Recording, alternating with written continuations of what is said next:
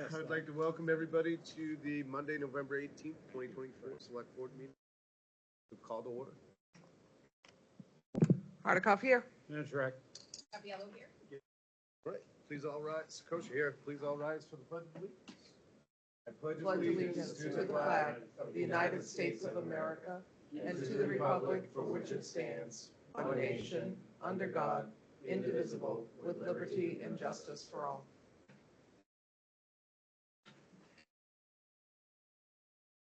Okay. Agenda review and approval.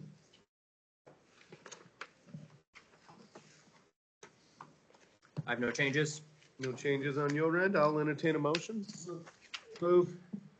Second to approve. Roll call. Hardikoff, aye. Nantrick. Capiello, aye. Gibson, aye. Kosha. Next, we're on to public comment. There's two sections, one early, one late. Please be nice. If you're online, please raise your hand. Anybody in studio looking to come up and talk for public comment? Okay, nothing there, nothing in studio or online. Going to go ahead and close public comment and on to public hearings and invited guests. School board liaison report.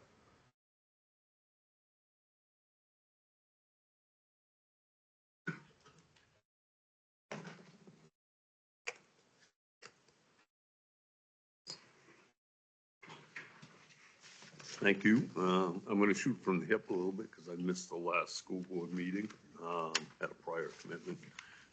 We're most of the way through the budget.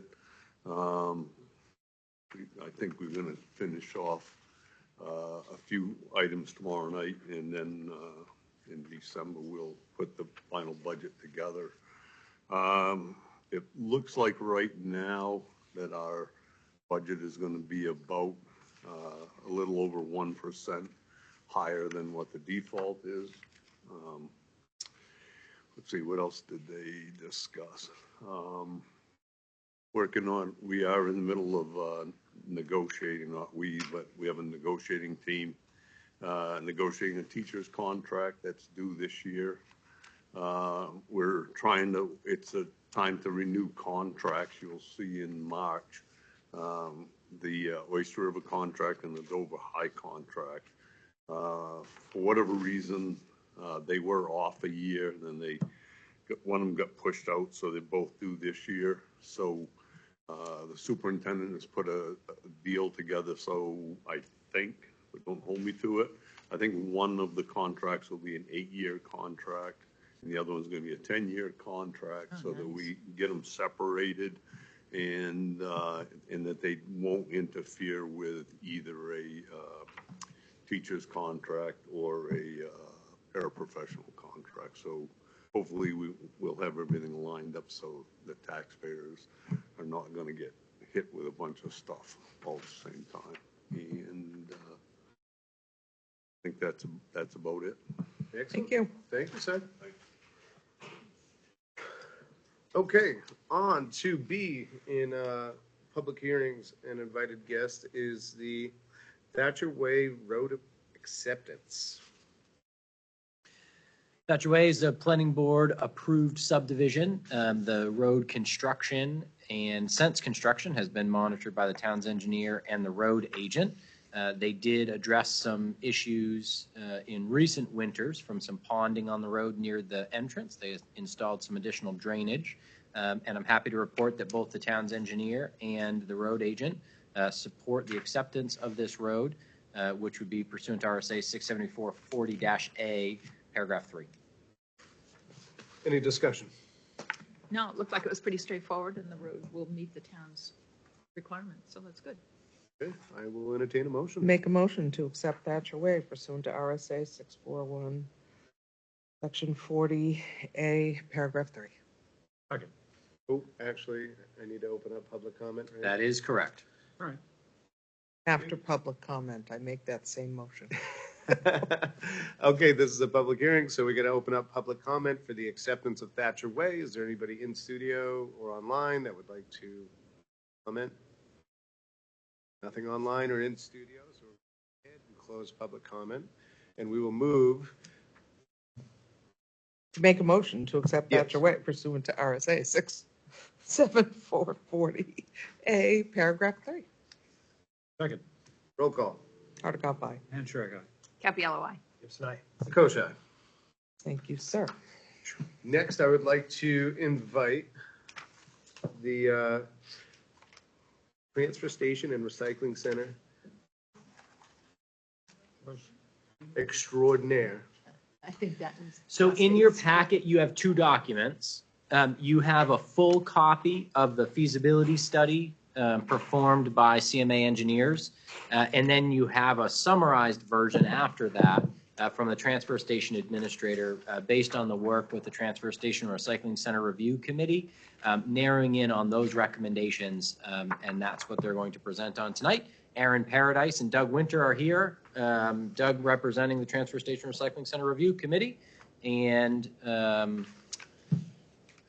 yeah, the floor is yours.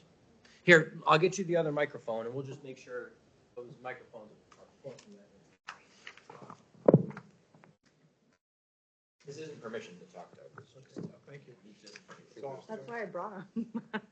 So I'm not really sure how, if you just want me to kind of go through, I won't read verbatim for everything, but so as you know, the Transfer Station Review Committee has been meeting this past year discussing the feasibility study of the transfer station. Along with CMA, we've made recommendations on what should be incorporated in the study to help, better plan for the future of the transfer station and the services that it provides to the residents of Barrington. The committee has given considerable thought into the recommendations and wants to exhaust all options as well as being the most cost-effective for our residents. As you know, the conversation was started with an initial transfer station visit in early of April 2022. Some of the suggestions that they had recommended, which was a low-cost recommendation, was to improve safety and for traffic flow, is moving the electronics and the tire container to one side of the parking lot, so residents weren't crossing traffic to utilize them. We expanded a retaining wall so we could house 3 open-top containers, again, eliminating where residents used to pull up next to the glass container. So we initially made like a resident walkway, so to speak, so no traffic pulls up there. And then one of the other things was to restripe the parking stalls, which we were able to gain, I think, 1 or 2 additional parking spots. And that was all the low-cost recommendations that they had recommended at the beginning. So a second site visit was done in December of 2023 to complete a supplementary review of the site. September 11, 2023, the Transfer Station Review Committee recommends going forward with the feasibility study and received approval from the board. May 2024, a draft feasibility study was reviewed with the committee, and then in July, a second draft of the feasibility was done from additional comments from the review committee. And then August 2024 is the final draft completion, and then we are presenting to you today. So the committee has worked long and hard and considered many factors such as cost, user convenience, and employee and resident safety when making the following recommendations. The general consensus of the committee is that the Transfer Station and Recycling Center remains sufficient to accommodate an average of 2,690 residents weekly, basically 28% of the population. We agree that we need to look at ways to entice more residents to use the facility with more services, example, composting, leaf and yard waste, but all of this comes at a cost. We would like to continue budgeting for the facility by contributing funds to the warrant article every year, and we will also be looking how we can handle material like metal and how we're able to clean it up to get better pricing. So part of the feasibility study, we did a decision matrix, and for those who were able to look at it, it was kind of color-coded for things. So the general consensus of the committee was that the recommendations in red were not the best for the town to pursue, which was extending 3-phase power to the site and to add a scale. Just real quick, Aaron, can you just give us an overview of what categories factored into the decision matrix and how those weightings were decided, and then what number we should look at for the decision matrix to understand So how those cost, are valued? added value, safety, environmental, and then you had a total number for the decision matrix. So 0 to 4, low to high cost. Well, right? Low equals high cost. So three-phase power rated a 3, which is, I forget what. Most expensive. Yes. I forget what cost we had. I think I saw 600,000 to bring it. It was, Pretty unreasonable yes. for what we need. And to add the scale was a 15 on the cost. Adding value was 5, 0 for safety, 0 for environmental. So a total for that. Did CMA engineers decide the weighting that like cost was worth 40 out of 100 and added value 40 out of 100, safety 10 out of 100, environmental 10 out of 100? Added value 0 to 40. Well, I just mean that it accounts for 40% of the total score. Yeah, there's a breakdown. I don't have it right in Yeah, front I of don't me. have it in my head right now. Some time ago we read it. Yeah, that dates back a little while. No, that's helpful, but those are the factors. So as we go through the recommendation, those are the 4 factors Turn this off. that are weighted. Better you than me. I know it's in here somewhere, so when I find it, I will, do you want to look at this? No? Okay. So they, basically with the 3-phase power, it wasn't necessary even with an additional compactor is what the study concluded. So the next is the yellow recommendations.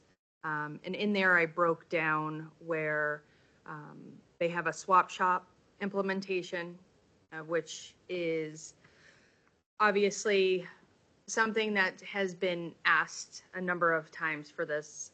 When we did our polling at the transfer station, there was a lot of residents that wanted the swap shop, but the problem is that we needed to be manned by volunteers at all hours that the transfer station is open.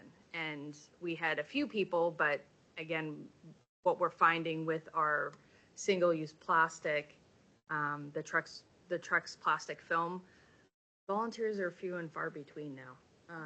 And especially to be able to have this set up, it was one of these things, we are considering it for the long-term plan of the facility. So obviously not, I'd say 5 to 10 years looking.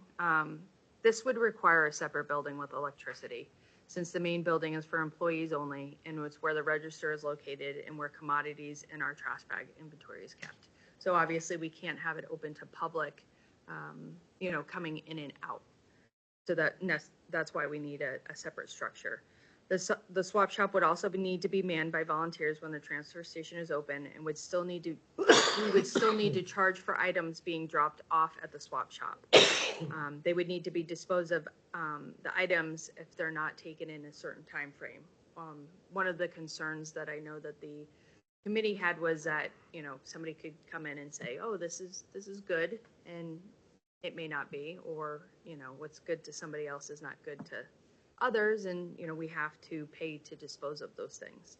So the cost estimate for the swap shop with the structure and the general site and earthwork was $127,000. So, again, something that we are looking for a long-term plan for the facility. Does the select board want to discuss individual recommendations as we go? I just had a quick question. Have we considered, Stratford has a swap shop.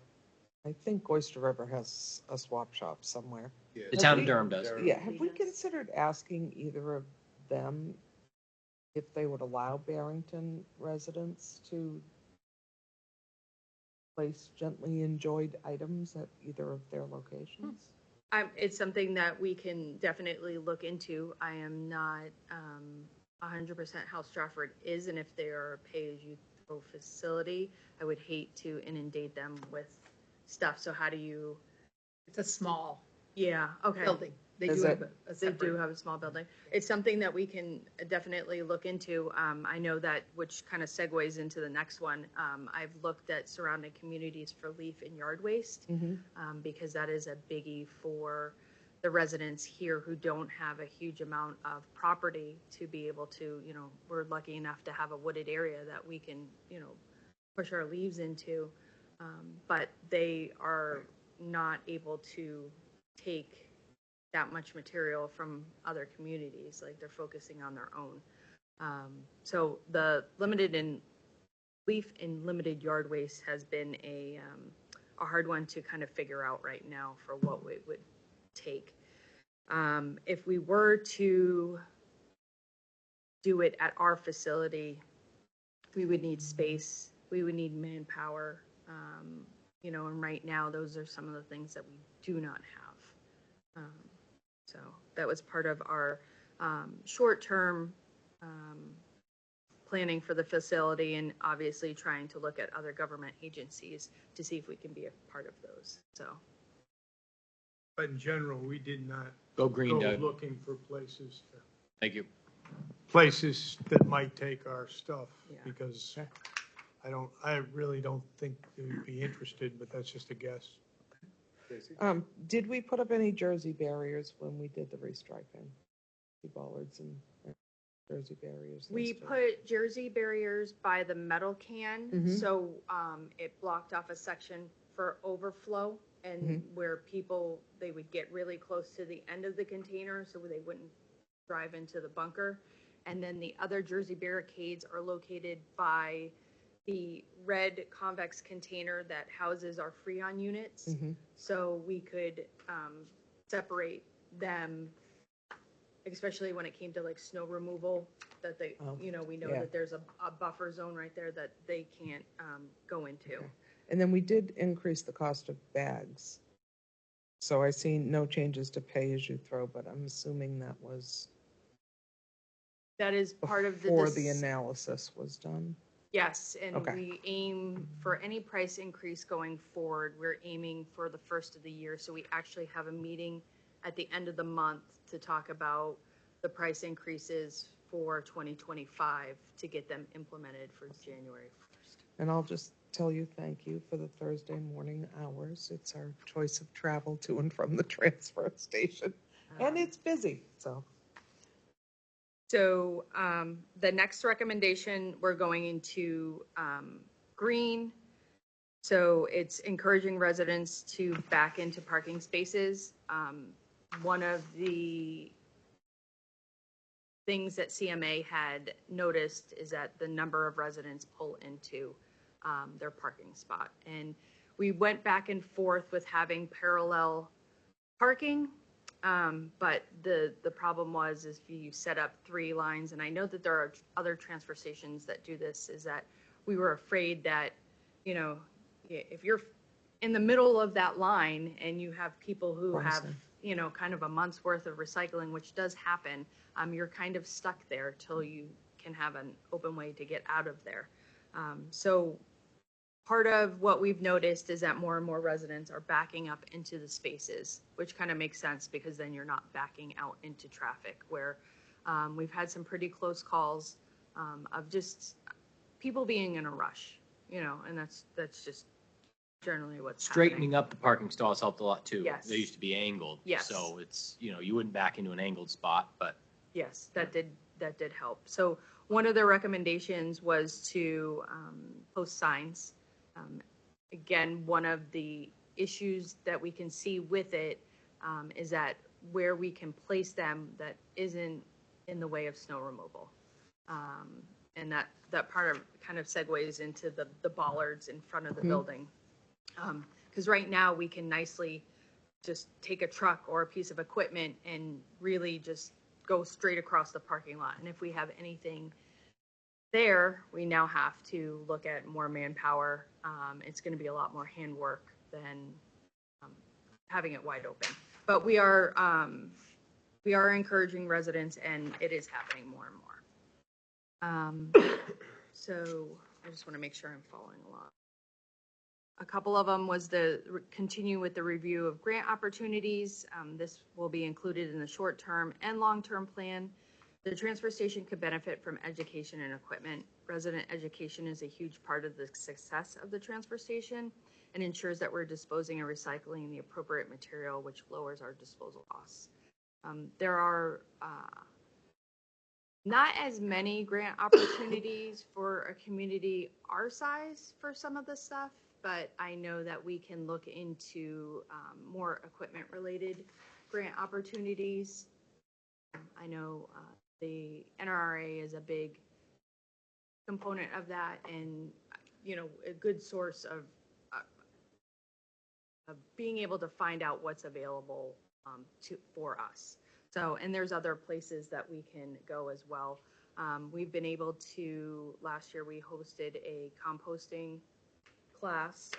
Unfortunately, it was during like this really rainy, kind of weird rainstorm situation that happened, and we had a good showing, but I think that if the weather had been a little bit different, I think more people would have ventured out. It was one of those downpours that you couldn't see when you were driving. So I know those who attended were happy with us being able to do that.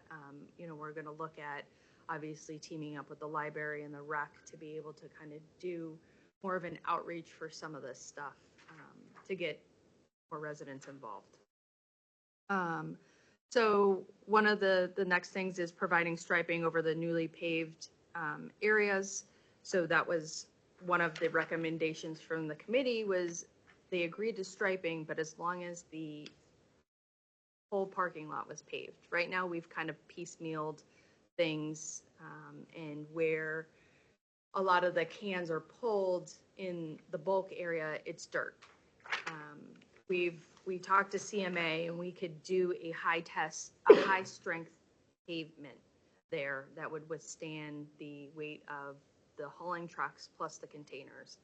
Part of the issue is that, obviously when the pavement gets hot during the summer, that was one of our concerns. But I think with high strength pavement in that area, and being able to pave that dirt section would be so beneficial to residents and the transfer station attendants. I don't know if you've ever been there when it's been dry and windy. It's hard to keep the inside of the building, especially the register and all the equipment in there, because it blows through the windows, just the dust and the sand. So I know that would help with keeping a lot of that down if we could pave the entire parking lot. And one of the suggestions was the striping, which we would really stripe the parking, meaning we would put arrows to designate, traffic flow for people. We'd be able to kind of do like a bulk area, like if you were going. So we'd be able to really direct residents on where they need to go so they wouldn't have to backtrack. So again, that would be a huge benefit for safety. If the warrant article for additional funding in the Transfer Station Recycling Center Capital Reserve is approved in March, there'll probably be enough money to do that paving. Is that a project that costs money that the Transfer Station Recycling Center Review Committee would prioritize to use that available balance to get that paved in 2025? Or has that not been discussed yet? It hasn't been discussed indeed. You gotta be green. Sorry. I was only joking when I said don't talk. Yeah, no. Yeah. So yeah, I think, there's some time between when we do paving, but if we want to add that scope to the paving for 2025, we might get a better pricing by adding that volume. Yep. And so why don't you plan to have the committee review that as a recommendation? I forget how much the feasibility study cost, but in the second quarter, there was $70,000 available in the account. I think the feasibility study was 30. Ish. I think. Yeah, Yes. so if we added another 20, we'd have plenty to do the paving next year, cross that off the list as kind of a high priority. Mm-hmm. You'll remember that we were delaying paving that area until we knew if we were going to move more around. We didn't want to pave and then have to run conduit or have to move and, have another section that isn't paved, but it seems like we have a clearer picture. So maybe the committee can look at that specifically, and if that's the case, recommend that the select board use the capital reserve balance to pave in 2025. So you're saying there would be enough money Mhm. if we fund it this year? Yeah, if to we do added, paving, because paving's so expensive. the estimated cost with striping is 52,000. I mean, that's not cheap. Yeah. But that is attainable, and the capital reserve right now will have about 40,000 in it. And if we add, I think the proposal right now is to add 20. They went 10. Yeah, so the advisory budget committee is recommending a reduction to a lot of capital reserve contributions. So you'll hear more about that at the next meeting on December 2nd. But maybe we talk with the budget committee and make sure that we propose adding at least enough to do the paving project. And then when we're presenting that warrant article to voters, we say, approve this additional $15,000, $20,000 and the yard at the transfer station will be paved next year, period. But we'll let the committee consider that. In addition to the striping, you know, it being 52,000, I understand you gotta establish the lines the first time that you're down. But when it comes to restriping, would we be looking at doing that, you know, after years? Would that be something you guys would wanna be able to take on, or would we be outsourcing? Yeah, we pay to have all of our parking lots striped outside of, by an outside contractor. We don't do any painting ourselves. And so that would be on that kind of same schedule. What's Yeah. the lifespan of striping? It depends. Yeah, it depends on a couple of factors. Like this parking lot, for example, the lines weren't in terrible shape, but for pavement best practices, we seal coated the parking lot. Of course, you seal coat the parking lot, you've got to paint again. So sometimes it isn't just when the pavement or when the pavement markings fade. Other causes. And I feel confident that we can include that in when we go out for the striping projects for the town. And I mean, obviously separate it for transfer station, but bundle it into that. I know the one year we did it a couple years ago where we just added the additional parking stalls, and that was all that they did. So I can talk to Mark and find out if that's something going forward that we can incorporate. I don't think the transfer station would have to be done like every couple years, just with the only stuff that's happening is really when we plow, you know, that where there's that much traffic. I mean, only time will tell on what we need to do. It's a good question, though.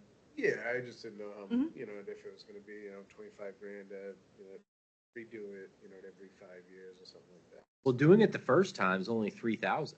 That's the proposal. So for a couple Where did the thousand bucks, 52 come? that's paving. Paving. and That's all striping. together. Cause I'm like, all right, nobody's Yeah. that's It's- $52,000. It's gold paint. Okay, yeah, I figured. Gold is actually leaf, yeah. antimicrobial, so that's how we make sure that we don't spread Oh, they mix germs. it with copper too. Yeah, exactly. Those precious Okay. metals are precious for a Thank you. reason. Sorry, Yeah, misunderstood. yeah, okay. Any drainage concerns when you pave for this area as far as water runoff? Excellent question. So for the purposes of pervious surface, a gravel parking area is considered impervious, period, with the understanding that it runs off almost as much as a paved surface. That said, we'll have to ask Mark, when we repaved the highway department side of the yard, Mark was very careful working with the paving contractors to make sure that the water shed in the right ways, and I think very successfully. We don't have like any ponding. That's a huge area of pavement. And so it could be that we want to regrade some of it to kind of spiffy it up, but it should run off about the same. The only area of concern that I could see is the bunker because of the grade that it goes. Being able to do something with a swale, like where they pull the cans, because it does sit in the bunker. But I mean, that would be the only area that I could see right now. Does water collect there now? Yes. Didn't they, when we extended the bunker, weren't they going to put in something for drainage, like a French drain under the back corner? Am I making that up? I don't think it was discussed there. I think it was discussed on the road. We had talked about because of where it runs down Smoke Street and by the entrance, that's where it was pooling a lot down there. But I mean, I think depending on, and that's something we can talk with Mark about, like, you know, if we can't do anything going grade wise, we may have to do something. So the next one, So again, so with the paving, if paving was ever in the future, we'd like to include it in the RFP when we go out to bid for our annual road paving projects. So what we can do is at the next meeting, I can just kind of let the review committee know what we want to do and come with those recommendations along with the price increases.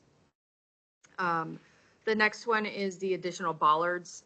There was a suggestion of the bollards being brought up and placed in front of the recycling building to create an additional protection barrier for residents. The committee does not recommend this as it would restrict snow removal operations. We would no longer be able to use the larger piece of equipment since we'd not be able to maneuver around them. We would have to hand shovel, and there were also safety concerns of residents backing up. So now you have bollards or barriers behind you, and then we just wanted to avoid any kind of calls. What about like removable or movable, even like 5-gallon buckets half filled with cement with a post? Because there was indication for like signage to help with the, like parking, something that if somebody hits, it's not going to hurt their vehicle or the post, but can get it out of the way. Yeah, and it would just fall Interim over. option. Yeah. There are options for that. So definitely temporary, like any signage for that we would be able to do. And the cost estimate for the bollards is about $700 a piece, and I think they recommended 5 at $3,500. So, and again, that was one of the things that the committee did not recommend. But I can talk to them about temporary. So, no changes to pay-as-you-throw or transfer station fees, but as we had stated before, we recommend a yearly review of the user fees to look at a 20% increase each year.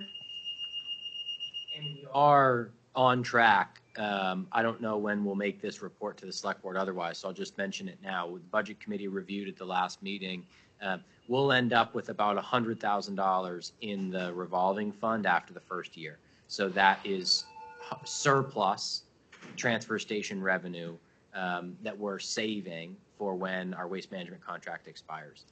So we're a little bit ahead of schedule on that, which is a good thing. That will give us more options.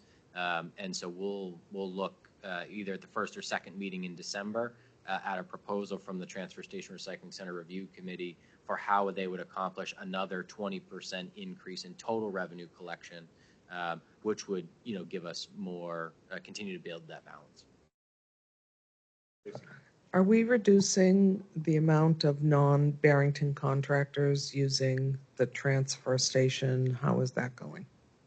Yes, there has been a significant reduction in contractors. So we still have our contractor hauler form that, I encourage any contractors out there who utilize the transfer station for Barrington residents to fill them out and bring them into I know the guys remind them, but just stating that. But yes, we have significantly reduced the amount of material that has been coming in. Excellent. Another big structural change, right, is there isn't a bulk container that you can dump into, right? They're all knee wall. I mean, they're all, multiple feet so you're hand throwing anything that you're bringing there. And so that even just as a matter of efficiency discourages a lot of construction debris to come there. We're required to make that debris disposal area available to residents, but we certainly don't have to encourage it. Mm-hmm. So one of the other areas that they had talked about was to cross-train DPW personnel to assist at the transfer station as needed basis. This is ongoing and already in progress.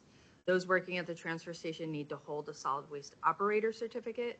This consists of initial basic training class, and then to maintain it, it's 2.5 hours of continuing education each year.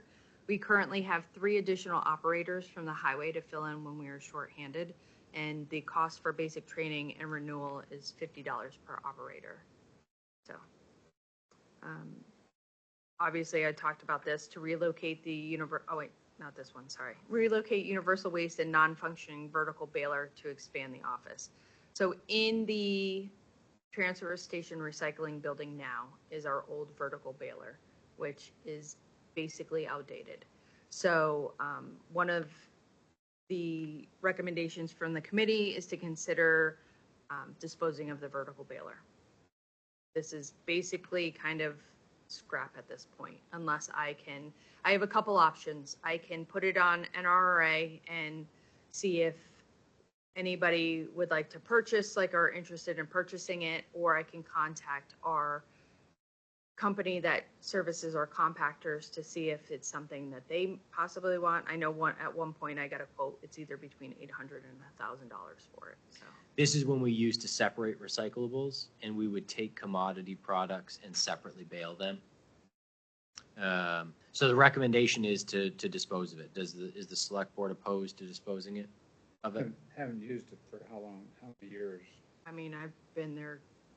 Do you want to dispose of it, or try and sell it, and then if you can't sell it, then dispose it? Well, dispose of it, I mean sell it. Yeah, the highest price.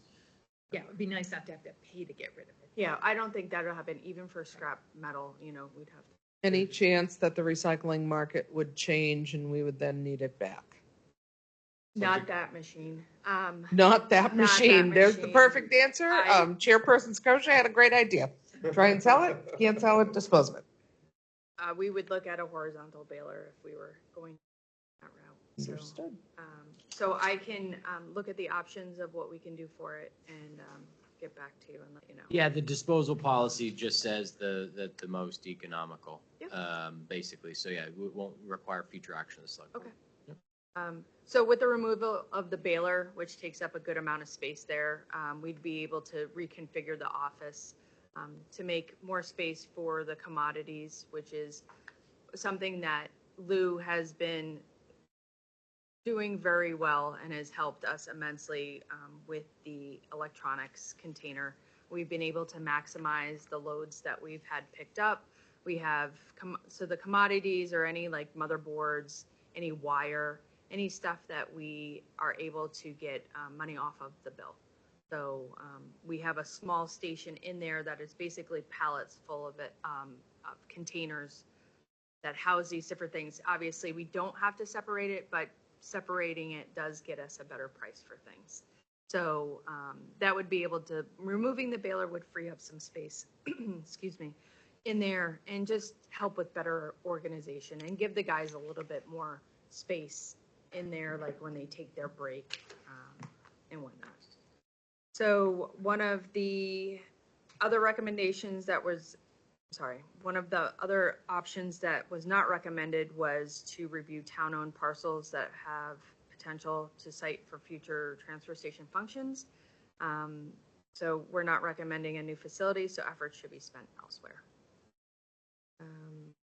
The town should further evaluate putting out an RFP for townwide curbside collection, and this is it's not recommended for the short term, but do recommend as part of the solid waste disposal services for the contract renewal going forward. I think 2026 will start. Yeah, and so this is important for everybody because we all get asked, why don't we have curbside pickup? We should, we live, our taxes are so high, the town should be picking up our trash. It will be expensive, right? We will still have to have a transfer station. It will be expensive, but we haven't received new numbers for many years of what exactly would cost. We have an excellent opportunity to ask for those numbers in conjunction with a waste disposal contract. Ours expires at the end of 2026 right now.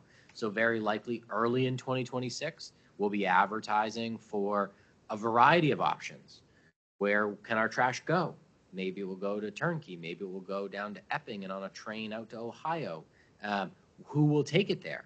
Maybe we will haul it ourselves. Maybe we will find a contractor to haul it for us, either in conjunction with our waste disposal contract or separate, and also asking at the same time for curbside pickup, pricing for curbside pickup as part of the RFP. We do it once. We get all of this information back middle of 2026. We enter a contract starting beginning of 2027. So that's really the right time to do it.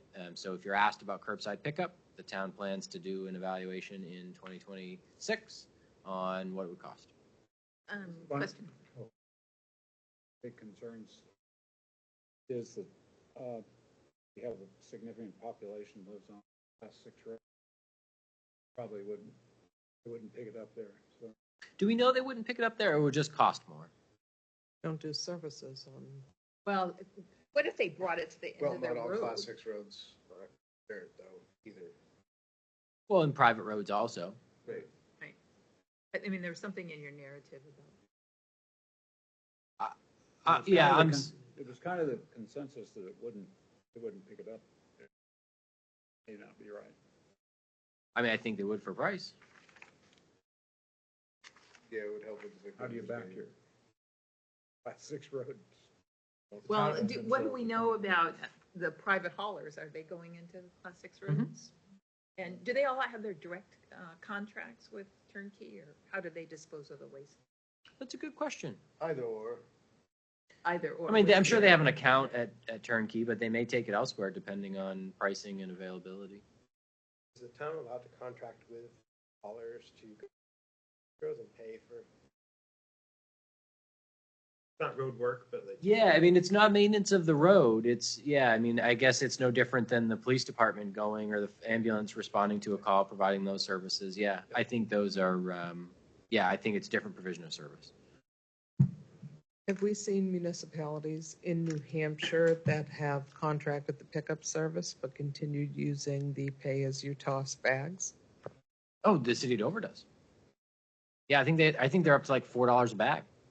Yeah, so they have curbside pickup, but it has to be in Dover bags. I would definitely like to explore that option if we put an RFP out as well. It's interesting, the cost for curbside pickup that CMA estimated was $150 per house per year. That is far more affordable than I would have thought it would be. And they're saying that that's a number based on more urban areas, and their estimation was that it would be cheaper in rural areas, which seems like the opposite. I mean, I don't do trash pickup, so I don't Well, know. you just think you're driving more. Right. But the beauty of it is we will include it in RFP for waste services in 2026, and we will all know. Stay tuned. Stay tuned. Stay tuned. So the next one was to town continue to work with New Hampshire DES to determine feasible options for soil stockpiles. The committee has said it should not be considered in short-term solution, recommend long-term, but would like to note that this is not the transfer station's pile. We did initially, when we had talked about making improvements, or if we were going to build another building on site, we were going to be able to, we inquired about using the material from that stockpile to go into the groundwork, and we were not able to. So there was another part of add access road off Brewster Road for vehicle queuing. This is also not recommended. There is a wet section over by the fence where when we put up the new fence, we kind of had to adjust where it cut off because of the wetlands. It's too close to the intersection, and we have to come up, we have come up with ways to mitigate what happens when the traffic backs up. And it doesn't happen very often. A couple of the occasions, if one of the compactor happens to go down, then we, readjust and have to shift people to go to a different container. But on days that we're only using one side of the MSW building, which is basically Tuesdays and Thursdays. So I don't know if you've noticed that if you do visit the transfer station on those days, only for the first hour are both lanes open. And this is to help with the influx of traffic early on when we open up. And sometimes it's happened at the end, but it very rarely. So to help with hauling costs and transportation, we use one container. We'll reevaluate how that's going at the end of the year. I'll be able to see the numbers that we're getting for each day that we're doing this. But so ultimately, it leaves us with one empty container on Saturday. So we use one for Tuesdays and Thursdays. We don't have the issue with recycling. We're able to get Tuesday, Thursday, and Saturday out of those, but MSW we are not. So we've had to just use the one container. So the committee would like to investigate the installation of a turning lane at the entrance of the transfer station, because what happens is that you have people queuing up to come into the facility, but there's no room really for people to pass them, at least not safely. So I know one of the conversations was to talk with Mark and see what we could do, even if it's kind of like a half a lane, just where vehicles could pull off to the side and not hinder traffic going down. Is that something that we could coincide with a paving project on Smoke Street? I don't know when Smoke Street, or if it was specifically listed in the pavement management plan, but maybe that's something we add for a note to that road file, opposed to doing it separately, unless it's going to be too far in the future. Yeah, no, I think for like the time being, even if, Mark was on board with it, that we could do gravel for a little bit, because it's basically kind of like the shoulder, you're just expanding it a little bit more, and it could be wait to be paved, but I don't see an issue with having to wait to do that, which makes sense. And less room for political signs. Win-win. Yeah. Win. One of the other recommendations for the long term is to pursue options to swap out full cans for the compactors. This is a conversation that I know that we've had a couple times about looking at the purchase of a roll-off truck. So we are able to, depending on what happens going down the road, pull our own cans.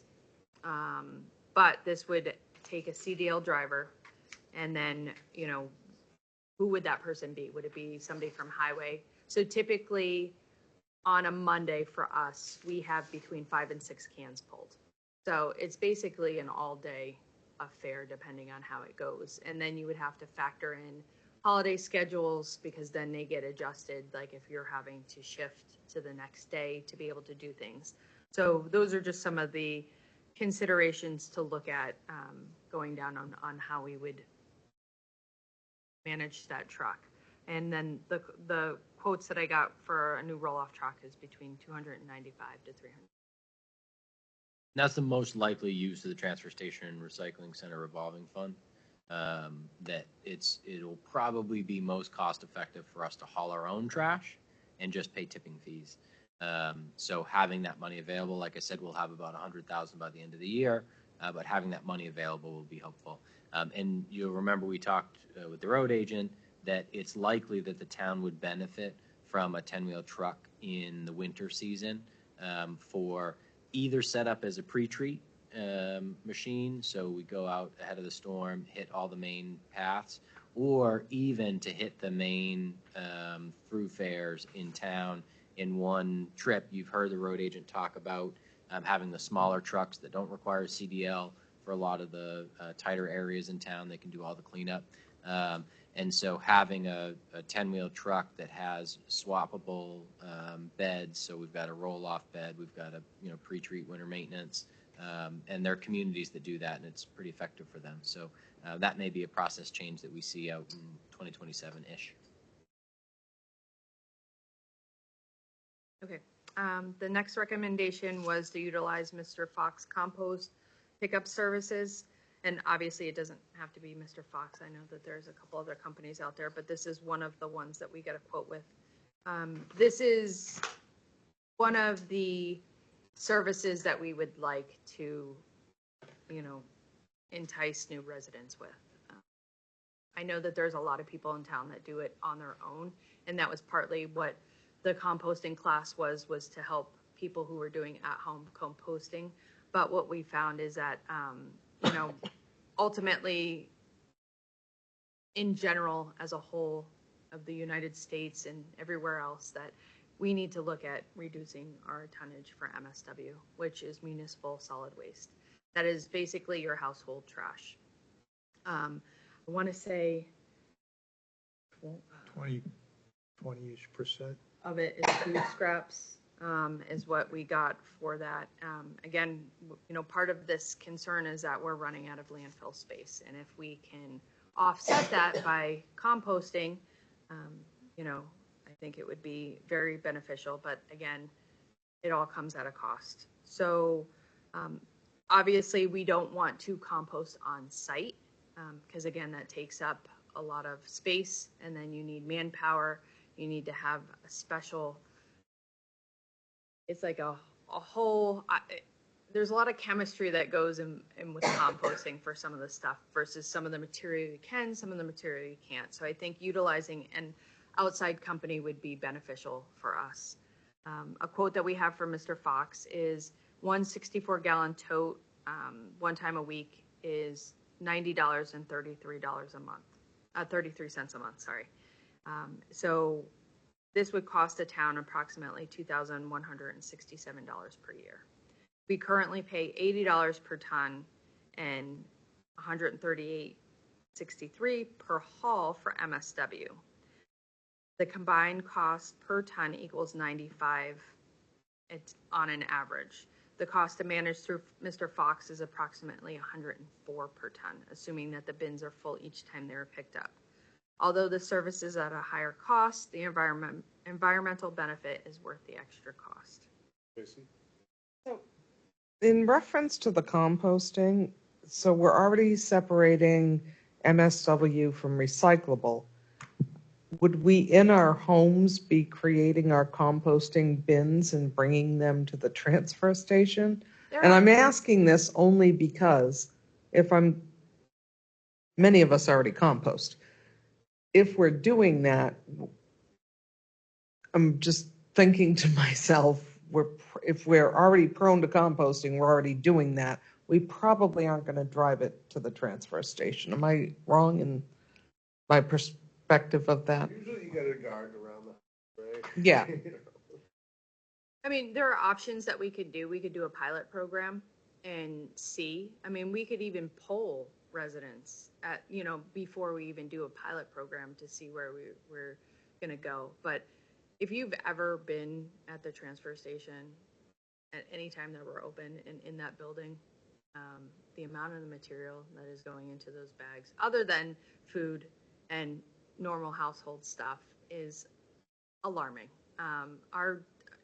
We do have high tonnage rates for our MSW.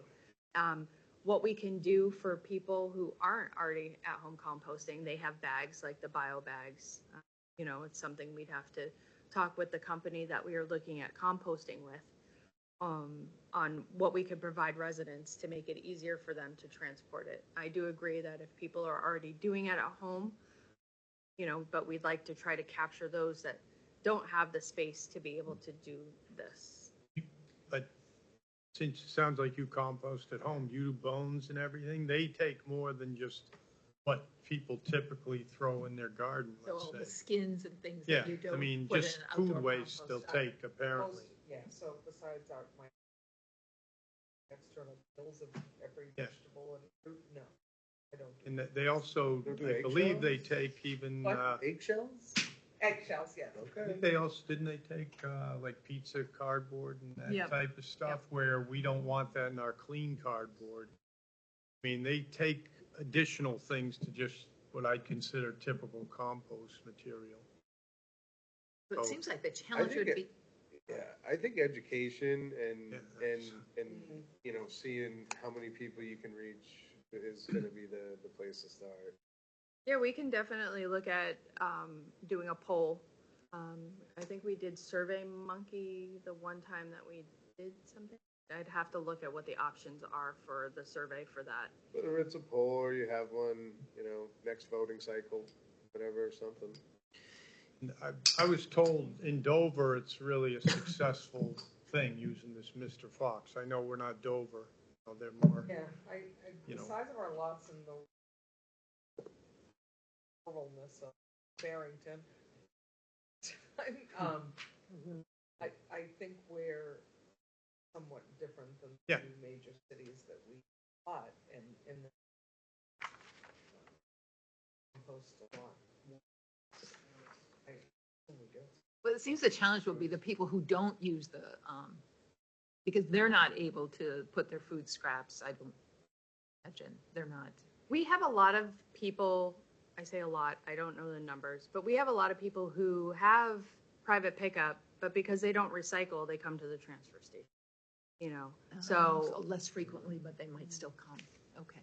so. So they may occasionally make trips. They may. They may want They to may. have the garbage. But I mean, you know, like I said, we can look at what we can do to see the feedback from the residents. I think maybe setting up something fun like, I don't know, dropping caps in a bucket that, you know, like composting yes or composting no, or if you'd be interested, and, you know, and we have plenty of alternatives if we don't do composting at the transfer station. You know, we can focus our efforts at home composting and seeing, you know, through the NRA, we can also get composting buckets and stuff like that at a cost for residents. So we have many different options to kind of encourage this. Are there recycling options for materials? So things that you don't want to donate, clothing, sheets, towels that there's no use for them for someone else. But they're heavy to put in the garbage. Yes. Unfortunately, some of those, you know, we still find in the bulk. I know that Tiff and I talked about this like a while ago about having this chart of, you know, like if your object that you want to donate is in this condition, this is where it could go. If it was in this condition, this is where it could go.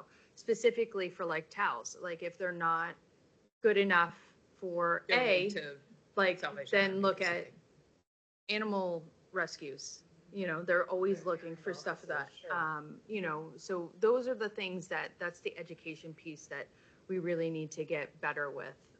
You know, that way residents have an option that it isn't just like, you know, like for the books, you know, what I tell people is if the library isn't going to take them, we have a book bin. You know, that gets made into home installation if they're not able to donate them going, you know, forward. So we try to do that the best that we can for getting that, but there is a lot of information that does need to go out there that we are kind of falling behind on. I find that really confusing, like what to stuff in a prepaid bag versus the dumpster, like things like old tarps and plastic and things like that. Like, I'm not clear if it should go to the dumpster or the paper bag. A good idea, which I try to relay to residents on the breakdown of municipal solid waste, which is your household trash. It's if you have food packaging, it's your, you know, obviously if you don't compost, your tissues, your napkins, food waste that you have, any normal stuff that you're using day to day, but not any rigid or bulky items. The tarps that would have to go into bulk. You know, we've seen electronics definitely don't go into your MSW. I mean, I have pulled a number of things that do not go in there. People try to throw artificial Christmas trees. You know, And to be clear, both the bulky waste and the MSW go to the same place. The only difference is the MSW is compacted. So we pay per ton and we pay for a haul. The per ton cost for the bulky waste and the MSW is the same. We pay the same per ton of material for whether it goes in the open top or it's in the Barrington bags and in the compactor. It benefits us all as users of the facility and taxpayers to have those cans be as dense as possible because we also pay per trip for now. We may be tripping them ourselves. But the rules for the MSW are based on allowing that MSW to be compacted. We compact that sometimes up to like 9 tons in one can. And so the more we can get densely packed in there, the better. So things that don't pack nicely aren't good in the MSW to go there. They go in, and that's why you see Lou at the transfer station with the backhoe pushing down the cans, not just for capacity, but the more dense those are, the better. Would you guys be open to doing like short little informational videos that, you know, the town could post, and, you know, you could have a pile of trash saying this is the stuff that goes here, this is the stuff goes here, and we could pass it around. So this has been one of the conversations for the review committee of doing informational videos, but nobody wanted to volunteer to be the speaker to do it. But it is one of the options to do. And yes, it's one of those things that we just need to narrow down. okay, this is what we're gonna, we can make it fun, and that's where I like to be able to make it fun for residents. And there's some stuff that we want to incorporate. I think we're going to start moving some signs around, so it'll be a game for people. And because it's obviously, if you see a sign in the same place, you're really not going to pay attention to it. So there is some stuff that we'd like to put into effect so we can get more information out. And again, I can wholeheartedly say that has been one of the things that has been lacking, and we need to get better with that. Okay. So. Let's close the loop on composting. So anybody who's followed the Transfer Station Recycling Center Review Committee, this has been a topic of conversation for them since the committee began, ongoing for 2 years now. So my read of this is that the Transfer Station Recycling Center Review Committee has made a definitive recommendation that we implement composting fee for service at the transfer station. Am I reading that right? Yeah, that's correct. Yeah. So, I mean, I think that, I know the select board had some ideas. Respectfully, the review committee has considered all of those ideas about composting over the last 2 years. After all of that work, they have collectively come to the recommendation that we bring in a composting service at the transfer station. And so it sounds like it can be done in a pilot program capacity to see how it goes and not make a long-term commitment, see if it's something that's received well for the community. It does cost more, right? It costs more, but the benefit is this is waste that we're taking out of the waste stream, similar to when recycling cost more, which sometimes it still does, but not as frequently, than the MSW. So I think it'd be good for the select board to make a decision on that recommendation for the review committee. Just so we're making a decision with all the information, one thing that's will happen if you take more out of the bags, you'll sell fewer bags. You know what I mean? We're getting paid as MSW, and if it's 20%, we're going to lose theoretically 20% of our volume in bags. So there's less bags sold. So you're also, it's a little more expensive and you're losing a little revenue. No additional cost to the town, but if you want to go in and compost, Well, it's an additional cost, right? It's a little bit more expensive and you're losing revenue from bags. So it's, what was the percent higher? It went from 95 to 103 or something? Yeah, ton. I'm 95 looking at it 104. from dollars and cents. You can also add in environmental. Yeah, there's 95 reasons to do it. That's why we 104. recommended it. Yeah. But, Going in eyes wide open, and it'll be something that's hard to track, right? We'll be able to track the use of the program, and that will be helpful to know how interested residents are in it. We'll be able to track the cost, right? Those bins aren't going to go out full every month, so that will result in a higher cost because we're not paying by weight there.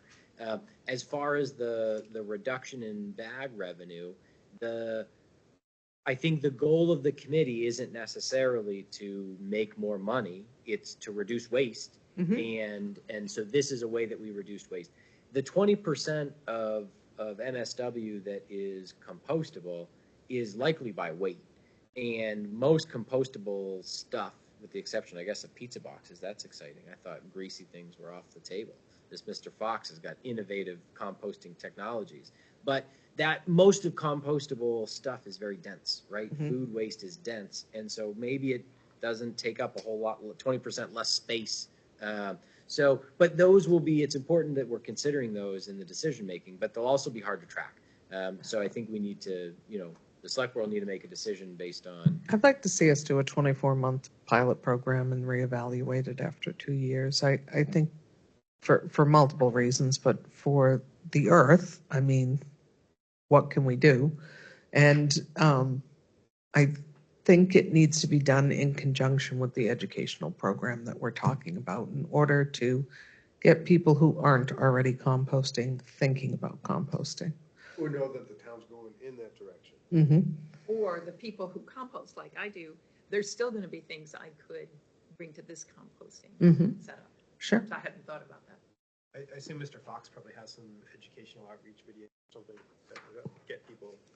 I believe I didn't really look in. Do you know? I think I spoke to them, but we started looking into this a few years ago, and I can't remember, and people have changed at Mr. Fox, and maybe their programs have changed.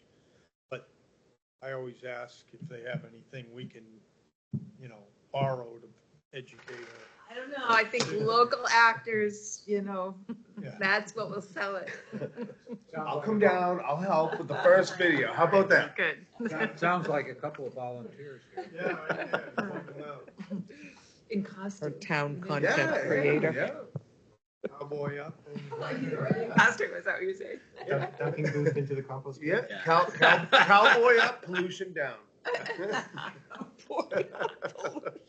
Okay, Moving along. so Yeah. let's take Tracy's proposal and make a vote.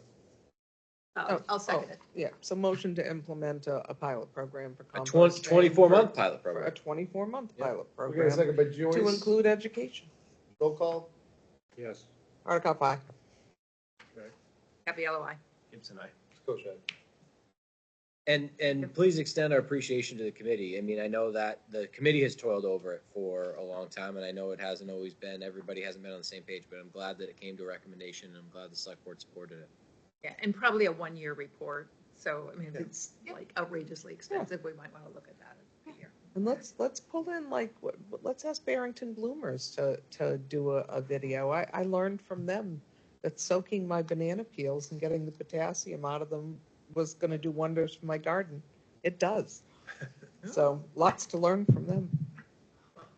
Oh yeah. How long do you soak it? People think I'm insane because there's an old coffee pot container in my kitchen sink with banana peels soaking all the time. But hey, Okay. it works. So, and just in closing, we had put in the three, we basically did a low, medium, and high cost estimate for facilities. We've pretty much done kind of their recommendations for the low cost option, other than, the swap shop, with the moving of some of our containers. That was all kind of part of our initial conversation for things. As you can see, for the intermediate and the higher end cost for the new building, for a new facility is pretty alarming. What's the timeline? What does the committee think it will, how long before we need that? And is that need We don't know driven the by? population, the population would That be. needs is derived by the use of the facility. Once we need more space at the facility, not structurally or. No, I think right now we're able to accommodate what we are taking in. I mean, obviously with the growth of the town and, what's going to happen going forward, it's kind of hard to gauge for it. I mean, one of the things I did want to point out is that, one of the reasons for not having this scale is that, the CMA was pretty confident that we've been pretty in line in what we are charging now. Previously, I would say no, but we have come very far with the consistency of the attendance and the updating of the user fees. So that was another thing that I just wanted to relay to the board, that, they are doing a fantastic job over there for some of this stuff. So you're saying right now you're set? Any? right now, yeah, Sure.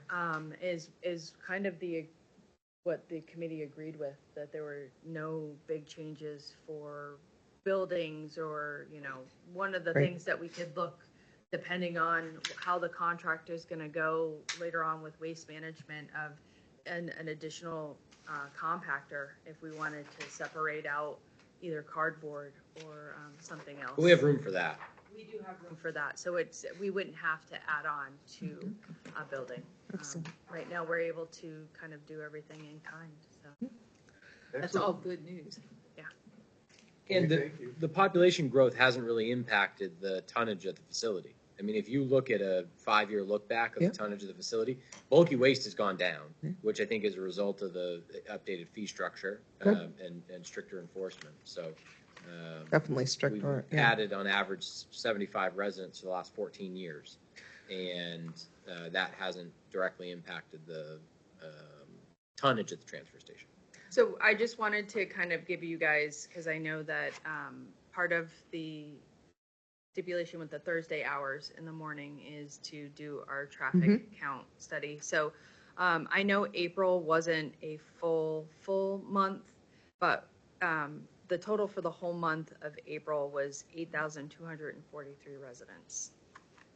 And then for May, we went up to 11,118 residents. This is just on Thursdays? Thursdays, 8 No, to 12. I'm sorry, no, this was total of Tuesday, Thursday, and I can break down for Thursdays after. I'll send that in a separate email, but I just added everything just so you guys could kind of see where we were running with. So June, we had 13,549 residents. July, we had 12,354 residents. August, we had 13,516. September, 11,237. October was 11,677. How are you tracking those? We have a traffic counter. So we installed one of the, it's just like the roadway Like a ones. tube type. It's a Okay. tube that goes over the entrance. So it counts for one vehicle and it's reset every Wednesday, Friday, and Monday. Yeah, I would definitely like to see the Thursday numbers. I will send that over. I had it broken down and then I was like, oh, go, and that was one of the things. So I will break Before that down. we close, can we thank Erin for her 16 years of service to the Yes, town I of saw that. Barrington? I saw you on the anniversaries list. Thank you. Thank you very much. A trivia question, does anybody know what position Aaron Paradise started in the town of Barrington? Absolutely no idea. Rec department. Substitute teacher. Rec department? Yes. Ah, What was your title? I worked when they had the socialization program. So, You were a preschool teacher? What was the yeah, name I of- was like an assistant. Did you know that? Were you Littles. guessing? Yeah. there you're going to heaven. Good for you. I love it. All right, there we are. But Okay, thank you. thank I you know a lot both. of time and energy went with everybody, so I do stress. Thank you This was, for. you really increase our reading for I know. select board. Sometimes it's It's too much, important not- knowledge. But yes, so I owe you Thursday hours, and I will send those Thank over you. to Connor to get you those. Thank you both. Thank you. Okay, public hearings, invited guests closed, and we are on to the consent agenda. Motion to approve the November 18th consent agenda, letters A through F as presented. Second, Roll call. Hardikoff, aye. non-trip. Happy LOI. Gibson, aye. Sakosha, aye. On to appointments, which we have none, so that brings us on to staff reports. Yes, I will speed run this. I talked about November work anniversaries, last meeting, 2025 budget. You again have all of your budget materials are bound with a paper clip to keep them separate and informed. The minutes are probably the most informative parts of that, but the two other documents in there this round is the third quarter financial analysis, which I won't read through, but we are tracking as appropriate, and the tax rate document, which shows the breakdown for the tax rate, which was set just at the very end of last month. Moving on from the budget, so you'll have your recommendation presentation from the Budget Committee on December 2nd, and then we'll be finalizing the budget on December 9th. So stay I tuned. had a question that you could probably answer. So in the minutes, they talked about wanting to have warrant articles come in at 600,000. So how did they arrive at that figure, and what data did they use to come to that figure? Excellent question. So you'll remember that we have, well, in all three of your years on the select board, we have done warrant articles differently. Yes. Traditionally, we funded warrant articles from unassigned fund balance. And so 3 years ago, essentially, the select board decided that we wanted to present those with a tax rate impact and then just pay for them with unassigned fund balance. And so we did that year. And then last year, we didn't have enough surplus unassigned fund balance to fund all of the warrant articles. It was like $1.3 million worth of separate financial warrant articles. And so what we decided to do was fund half of them from unassigned fund balance in the warrant article itself, and then the balance would be funded from the tax rate. Remember, we had that table that showed the tax rate impact. It added up to 38 cents if everything passed. So the tax rate went up 33 cents, in part because half of each of those warrant articles, about $600,000, was funded from the tax rate. And so what the Budget Committee said was, we believe that the taxpayers in the town of Barrington deserve some relief, and $600,000 in addition to this year's operating budget is built into the tax rate, right? So that $2.99 includes our entire operating budget for this year and also $600,000 of additional appropriations. And so if the separate warrant article appropriations for next year also equal $600,000, then the tax rate won't need to increase to cover the additional appropriation. It'll essentially just be the increase from the operating budget. Now, there is some wiggle room in that, and so they haven't arrived at final numbers, and the wiggle room is the surplus unassigned fund balance. We will have surplus unassigned fund balance, which is defined as that unassigned fund balance above the 12.5% midpoint of the range. So we target 12.5%. We've generally used the surplus unassigned fund balance to fund separate warrant articles. So that amount is likely to, I imagine the Budget Committee will increase that $600,000 amount to include the surplus unassigned fund balance, but not go any further. And do we have that figure? Not yet. Tracy?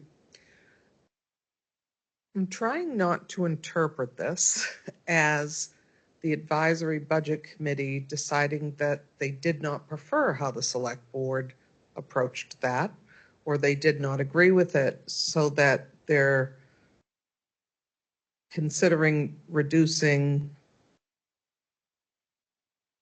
what may need to go to these reserve accounts in order to not hit a future bump in the road. But that they're not trying to say, we want you to buy down the tax rate. No, it's neither of those things. Okay. Yeah. So, I mean, I think, so the Swains Lake Dam, for example, right? Mhm. So the proposal was to add $200,000. They were looking at the backup documentation and noticed that there's enough money for most of the two projects now, and really only about another $100,000 is necessary in order to do the project. And we don't need to end up with a big balance in that account afterwards. We can save for future projects in the future. Understood. The fire truck capital reserve, for example, the fire chief has made it clear that our replacement options are cheaper than we have been anticipating, because we aren't generally buying new pieces of equipment. We're doing cab and chassis remounts. We're looking at refurbishing equipment that we have, and that's at a lower cost where we don't have the same, we don't need to have as much cash on hand as we anticipated.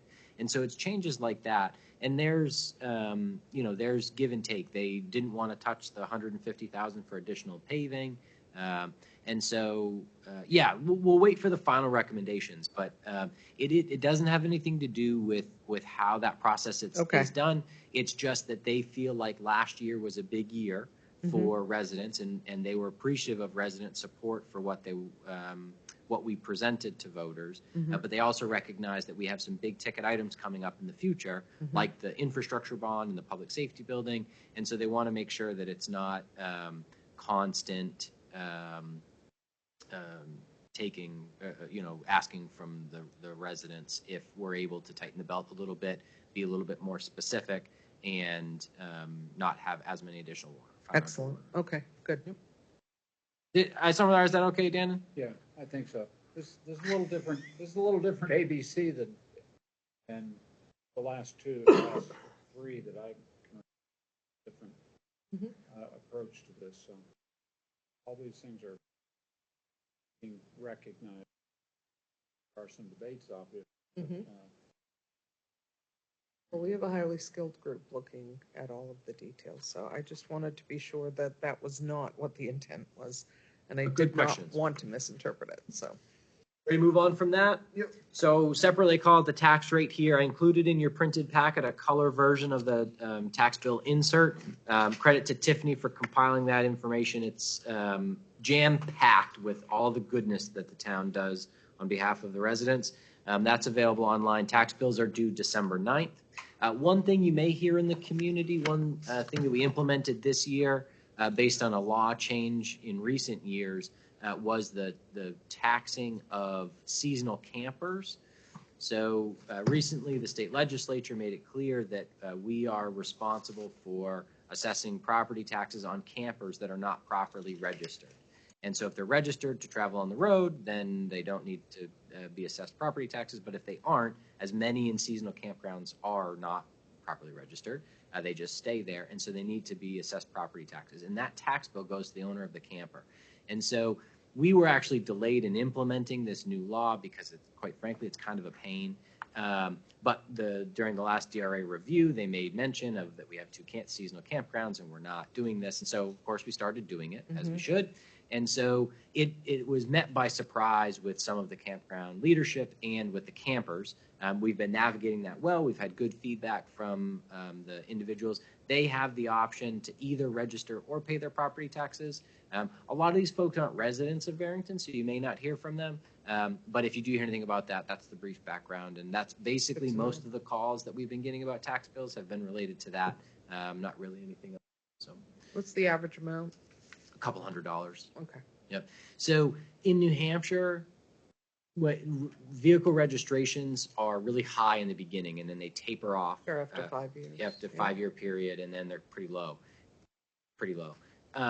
So if your camper is new, it's probably cheaper to pay property taxes in the first couple or few years, and then after that, it's probably cheaper just to register it from a financial standpoint. And in New Hampshire, if you can register, if you don't live in the state, you can register a recreational vehicle in Barrington or in any community. If you live in New Hampshire, you have to register that RV in your residential town. I was in Stratford the other week pulling a permit, and they actually offer that. They do snowmobile and ATV registration right at the town hall. Yep. Yeah. So we have we just started doing boats because one of the somebody stopped doing boats, I guess. But we've generally let that be the private enterprise opportunity in Barrington. If the select board is interested in, it's kind of like it gives people an excuse to go to the power sports stores in town. So we haven't done it in the past, but if you want us to look into it, we can. Yeah. Um, Well, just thinking about one-stop shop, you get everything. Okay, moving on, commercial industrial land development. Those RFPs, those proposals were due today for that RFP. We'll discuss them briefly in non-public. We received one proposal, and we'll review that information. Community center renovation project, we're honing in on the scope and putting the schedule together. And so we will have more information once we get some pricing in December. Ayers Lake boat launch, continue to work on permitting. Barrington Center Development Committee has a survey active. We were at the election, and it's in the tax bill insert. The link is in the blurb there to help advise the future of that property. Trail interconnectivity stakeholder meeting, meeting group. We are getting ready for our work with Cooperative Extension. We're going to have a walk in December where they can meet with staff and look at some of the trails. Energy Committee also has a survey, excellent survey about the future work of the Energy Committee. That link is there. They were at the election, and the link is in the tax bill insert. There was a recount, and I actually haven't looked at the results. Has anybody looked at the results? Yeah, Heath Howard, there was no change. No change in the results. He still won by 16 votes. By the same number? Yeah, no change. Wow. That is phenomenal. So I guess Stafford was involved in that. Yeah, can we take a moment to say hats off to our election workers, you guys? That was a crazy influx of people that they managed superbly. With no And lines. to Kim and to Ron, and the whole process was amazing. Absolutely. Everybody online that I saw, the citizens were just saying how great it worked. Mm-hmm. It really did. The parking was still a bit of an issue, but what we could Only so control. much area. Yeah. And- What we control worked well. We met the town clerk and the moderator, the police chief, myself, and school leadership met the week before to work out the operational details for the day of. And one of the things that came up at that meeting was the fact that it might be beneficial not to co-schedule the election with parent-teacher conferences for the day, just because it increases Absolutely agree traffic. with that, yeah. And so the Was town. School amenable? I mean, do they have other places to put those? Yeah, so we talked about it 2 years ago, and the plan didn't change for this year. I think it seemed like there may be an opportunity to look at something being different in the future. The town clerk and the moderator are going to send a letter to the school outlining the dates for the upcoming elections, upcoming November elections, which of course only happen every 2 years. So that can kind of be built into the schedule, and if it's possible, it sounds like the school will work to build their calendar around that. You remember, it hasn't, election participation hasn't been as high as it is now. The security needs. Yeah. So the traffic was a concern. The police department was there to help mitigate some of it, but there's only so much you can do with a lot of people. Legion Post 114 had hot dogs all day. They were great. Yeah. I even saw somebody in a cowboy hat eating a hot dog at like 8:30 in the morning. It was crazy. That does not surprise any of us. The soup was great. You should try it, Jim. One of the problems the school runs into is they have contract obligations for how many days of school they can have. So you have to fill in the number of school days, you have classes, so it's a little difficult for them to, and it's not just arbitrary. Right. What if we But I bust, think that what if we also, bust would the there be teachers over? Space like, in for other the day? schools? You know, could they do it all at the elementary school? Bust the teachers over and Yeah, you Possible. have to have so many instructional days to qualify for a school year. Then you have to add in these days where you're not doing instruction. Yeah. Right. And then there's contractual We'll work it beginning out. and end of the season. Right. But parents, if they're coming for conferences, parents have to drive too. But No, I presumably, understand, I'm just saying no, I'm that's saying to Tracy. one of the complications they have. Yep. Okay, so I have listed the goal updates and training opportunities, and that's all. yeah, Excellent. wonderful. MOAC. Yeah. The MOA. All right, so you've already signed supplemental warrant and county tax apportionment.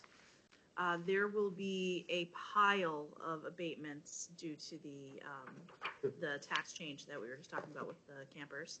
I already have, I think, 8, and I was just told that I'm getting another 12. And these are folks that are choosing to register their vehicle, their recreational vehicle. In the future, they'll have to have it registered by April 1st, but in the first year of implementation, we're giving them until December 9th to provide proof of registration in lieu of paying taxes. So. Excellent. That's the electronic signature. They will. Yes. That's it. Righty. So on to old business, we have none. Sir, where are we at with the air quality study we've discussed multiple times? Yeah, That's old. Yeah, we asked the consultants that we hired for land use regulations to consider that as part of the second phase, and we applied for the HOP grant funds, which we should hear back from in the next week or two. Excellent. Thank you. Okay, on to new business. Road name for Barrington Common Entrance Road, and this is the road that is behind the post office. There is no actual evidence that we know that it's named, but the rumor is that it's federal. And this is going to give the kids of Barrington, we're going to bring it to them to vote on. That's the request. So, I mean, it's kind of like an impactful thing to delegate to the voters, right? But so was moving the trick or treat day. This was born out of Jeff Durrell, is a middle school teacher, civics teacher, actually last year finalist for Teacher of the Year across the entire state. But he has a new civics program that he's teaching the 8th graders, and he asked if I would go speak with them, which I'm going to do in December. And I said to him, I said, during that block of time, it'd be great to find a way to involve them in the 2025 kids vote. And so, we kind of brainstormed some ideas. He said, what about naming the next road in town? So we were thinking maybe a subdivision road, coming up with some road names. That would be kind of cool. There's some problems with timing and stuff like that, so it wasn't really. And then we were simultaneously trying to think of Barrington Kids Vote ideas for the Barrington Common and Town Center stuff to kind of give them some ownership in the area. And yeah, so there's this road, which it's not much now. It may not ever be much because the road might go into the property. But it's a section of road and it doesn't have a name, and it could have a name, and we could put up, road signs that say the name. And so the idea was that it would be a Barrington Kids Vote, like multiple choice, but let the 8th graders be involved in coming up with some of the names, similar to what we did with the forestry truck. Great. So the planning board has a list of approved names for subdivisions, so does it need to come from that list? There are criteria. There are a lot of criteria. It does not need to come from that list. So that's actually a select board list, and that's a list of road names that the select board pre-approves. And to Tiffany Caudle's credit, she is among a small team, but I would say the leader of a small team of road naming experts. Her confidant is Erin, who's the suffix queen. We learned through this process. The suffix queen. I like it. But yeah, so if a developer picks a name from that list, it requires no additional action. You'll remember that this group has approved additional names at the request of developers, and so that they are able to do that also. But they need not to conflict, which is why it's a great lesson in civics, because there's a review process, right? The group locally reviews it. E911 reviews the list against all of our existing road names to make sure it matches. We have a list of 3 suffixes that it's eligible for based on the configuration of the road. And so, it would be in addition to that list. So can we That'll be more give the interesting. kids all the taglines and the marketing material from Barrington Commons so that as they're pulling together ideas, that there's some continuity with what the committee has already created? Absolutely. And not all of the road name options will come from this process, right? Sure. So if there are road name options that we want to include, we can consider those also. What else do they vote on? I know the dog tag color. Yeah, the dog tag color, we'll do the sticker design again, this being for the 2026 stickers, and we're open to ideas. There's still time. Because usually, well, Trick or 3, treat, isn't it? right? Or 4? Well, they probably won't vote on trick or treat again. That seemed to work well, and we're going to let that decision stand until overturned. Yep. It was presented with specific dates, but that was mostly to give a flavor for the Saturdays and stuff. Since actual Halloween was picked, it's clear that the will of the voters, kid voters, is trick or treat on Halloween. Yeah. Trick or treat on Halloween. So. And how impactful is that? And it was super impactful, right? Because simultaneously, the Barrington kids voted, and Barrington moved its trick-or-treating, Durham moved its trick-or-treating, Madbury moved its trick-or-treating, Lee moved its trick-or-treating. Trendsetters. Listen, when the Barrington kids speak, the region listens. Sure. And That's we had the- we had 95 kids at our house, so that's about what we typically have, so it was. Well, and encouraging the kids, I would like to make a motion to delegate naming of the Barrington Common Road to the 2025 Barrington Kids Vote. Roll call. Hardikoff, aye? And Shrek. FELOI. Gibson, aye. Sakosha, aye. Select board member reports. You've Select given person- all my reports. Yeah, select person Idikoff. I have nothing to report. The zoning board has continued a case into December. Shannon, we've kind of caught up on you. Yeah, thank you, everyone, given my report. But the trustees, library trustees and the school board meet tomorrow. So does what is that other committee? The ABC meets tomorrow. You're a busy man. All right, Excellent. I have things to present. Okay. I attended the land use conference on Saturday along with the town planner and chair of the select board, John Driscoll, and Scott Shepherd, who's also.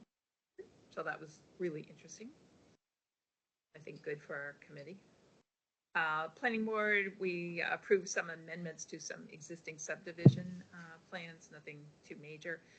A new application on Oak Hill Road for a 14-lot conservation subdivision, and there will be 49 acres of open space is the proposal. This was just a variance on the length of the road to the subdivision, and that was approved. So it was the hearing only on the variance, but we heard about subdivision. Landry's conservation easement that the town donated money to. CELT wanted approval to build a small parking lot at the trailhead. That went forward.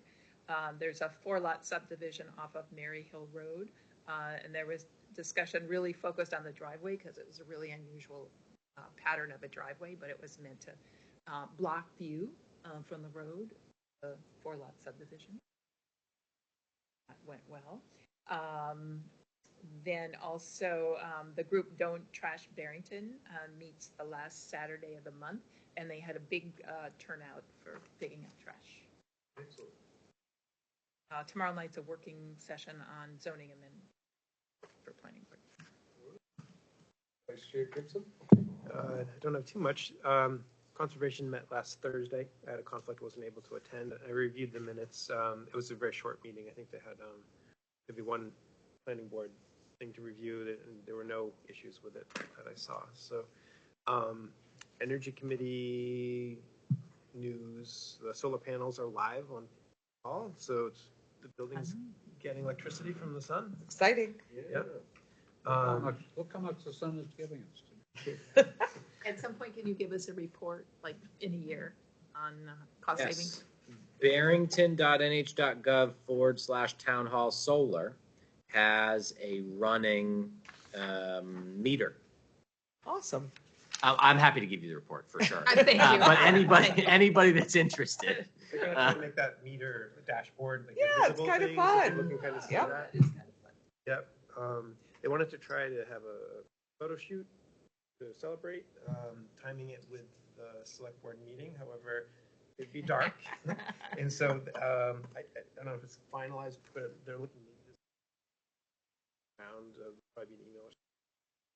Get people together for a photo.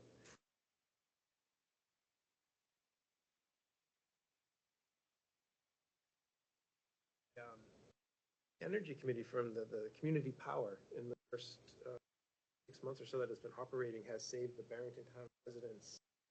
It was a hugh number, like $500,000 or something. Is Wasn't that quite too high? But it was over 100,000. That's a lot of money. And this is at a time when the rates really weren't hugely disparate because Yeah. PSNH dropped. Yeah, my electric Eversource bill dropped their has rates, gone right? down, and I'm like, yeah, yes. But it's, so we can really anticipate that the residents of Barrington are going to save a lot of money. Yep. Collectively, electric bills. That's exciting. That's great. Excellent. I normally just say rec department, but now it's Parks and and Rec. Rec. And there's a soiree on 12/6, and the BCDC will be having a fire down there, a controlled fire, and they will be roasting Rice Krispie treats and hot cocoa, and that is from 5 to 8. Roasting Rice Krispie treats. Okay, this is a new one. Yeah, hey, come on down, check it out. See you there. We usually go. Do they need wood for that? I don't believe so. Okay. But yeah, that's all I have because he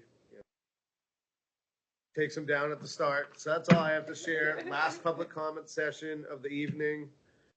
Anybody in studio or online like to come up, talk, public comment? I wanted to thank Parks and Recreation because I found out at Election Day that they went through a process in their rebranding of their logo, and the way they approached it was brilliant and saved close to $14,000 to $15,000 in how they went about the logo design. And I just thought that is something brilliant that the taxpayers of Barrington need to know about when they think of how cost reduction or cost control is taking place. So, Excellent point. yeah.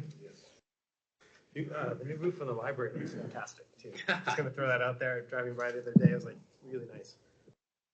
Happens fast. It does. Yeah. Super exciting. Okay, nobody else in studio or online? All right, gonna go ahead and close public comment. And we'll make a motion to enter non-public session pursuant of RSA 91A3 for the purposes of land, personnel, and reputation. I'd second that, sir. Roll call. Aye. Howard Copley. Capiello, aye. Tonight. Koshak.